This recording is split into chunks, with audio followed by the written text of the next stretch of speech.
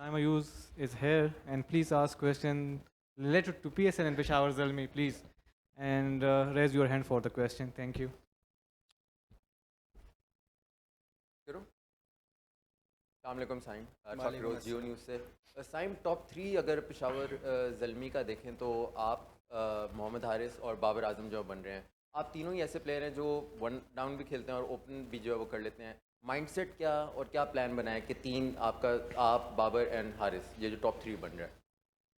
अब देखें, माइंडसेट तो T20 क्रिकेट है। अब हम तीन नहीं होते, कोई और तीन होता, कोई भी होता, तो इसमें तो यही है कि हम लोगों ने रन रेट मेंटेन करके चलना है। अगर पहले बैटिंग करना है तो सामने वाली टीम को पे डोमिनेट करना है, उनको अंडर प्रेशर लाना है as soon as possible.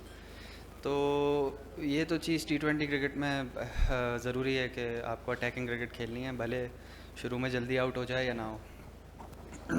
Saim Shakir Abbas here.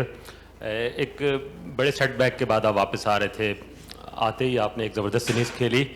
Match practice ना होने के बावजूद, एक इंजरी से निकल के वापस आने के बावजूद लग नहीं रहा था कि साइम जो है वो इतने गैप के बाद वापस आया। तो क्या साइम बाकियों से क्या डिफरेंट प्रिपरेशन करता है मेंटली एंड टेक्निकली कि वो आता है और एक बेहतरीन इनिंग्स खेल के चला जाता है? मेरा ख्याल है मेरी प्रैक्टिस पूरी थी, इसीलिए मैं PSL का मैच खेल रहा था। ऐसा कुछ नहीं है कि मैंने कोई कमी छोड़ी थी प्रैक्टिस में। इनिंग्स की जहाँ तक बात करें तो ये कुछ बेसिक चीज़ें होती हैं, मेरा अपना प्लान होता है। अब दूसरों से डिफरेंट मैं नहीं सोचता इस बारे में कि दूसरों से डिफरेंट है या नहीं है, दूसरों सबका अपना अपना गेम होता है।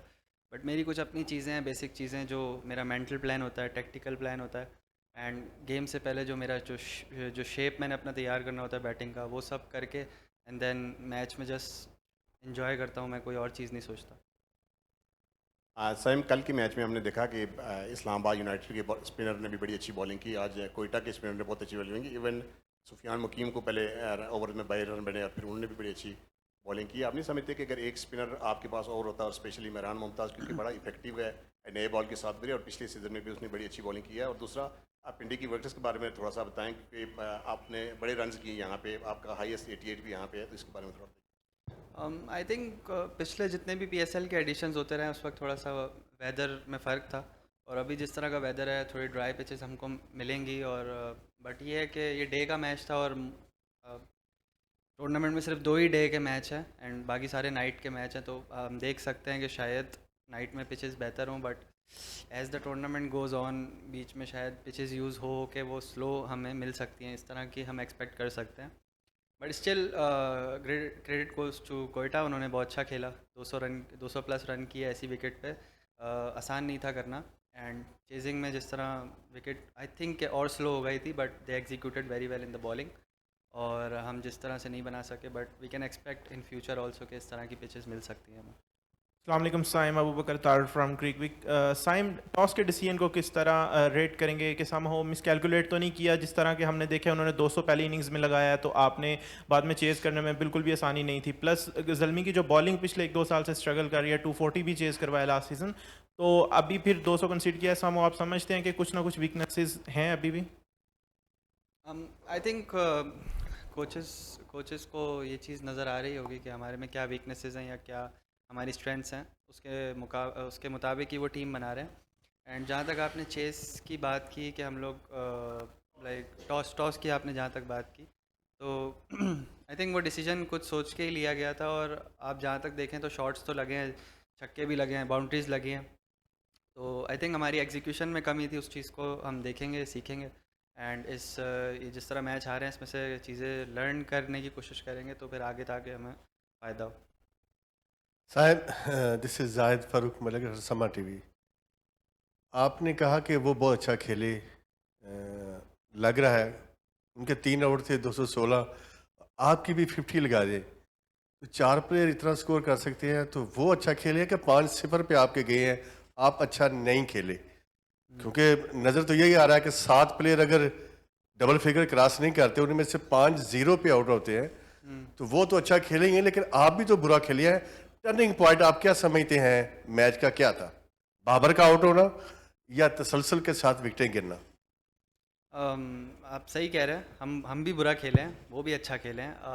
200 वाली कंडीशंस नहीं थी, बट हम लोगों ने 200 कंसीड किए और उन्होंने 200 बनाए, तो वो भी अच्छा खेले, हमने भी बुरा एग्जीक्यूट किया। मैं वही कह रहा हूँ आपसे कि इस एग्जीक्यूशन से हम लोग सीखेंगे और देखेंगे कि हमारा कॉम्बिनेशन क्या बेहतर हो सकता है या हम लोग की एग्जीक्यूशन में क्या कमी है जो आगे हम अप्लाई करने की कोशिश करेंगे।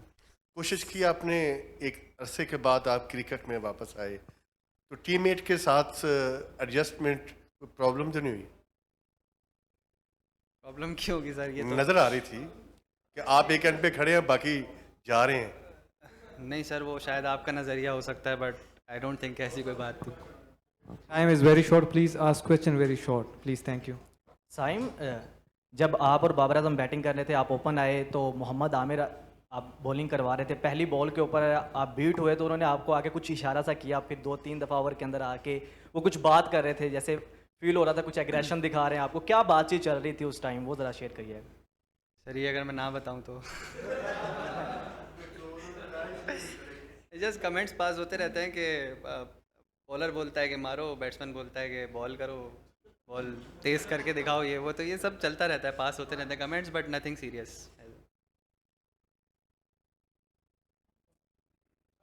प्ले बहुत इंपॉर्टेंट है। आपने देखा कि कोयटा ने पहले 6 ओवर में 65 विदाउट लूजिंग अ विकेट, आपके पहले 6 ओवर में 45 और 3 विकेटें। सेटबैक यही था?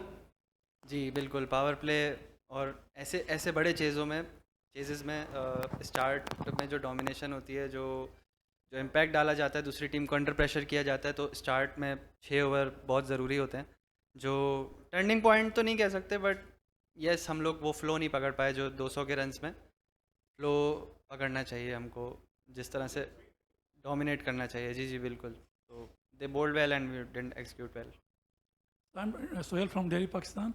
जैसे आज की परफॉर्मेंस की, आपकी बॉलिंग की इतनी पैथेटिकली, तो टूर्नामेंट मुश्किल नहीं होगी आपको आगे?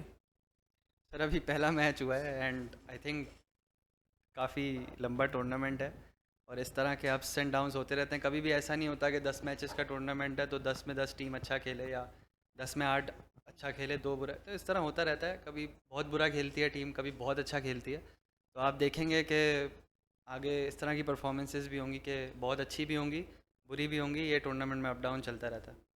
Saim, this is Amir Hamza from ज़िल्मी TV.